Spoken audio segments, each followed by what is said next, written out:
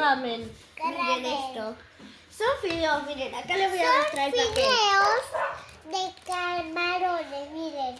Fideos de camarón. Dice, sabor camarón picante. O sea que es picante. Y trae esto de camarón. para que Chicos, sean sí, y picantes. de la ya salsa. lo vamos a Ok. probar. Bueno, ahora vamos a orar. Para uno. Está bueno. Está bueno. Bueno, hasta ahora yo lo que digo es que está bueno, no pica tanto, lo recomiendo para que lo coman. Está suavecito del sabor picante y muy bueno, la verdad, muy bueno.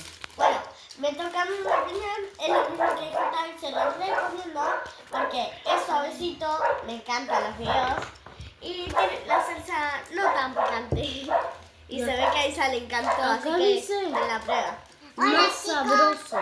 Chicos, a mí me gustó porque estuvo saborcito.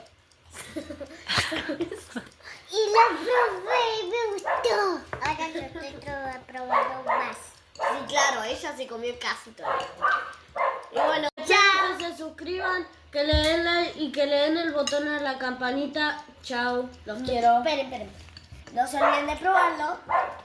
Chao. No se olviden que es muy picante y tomen agua.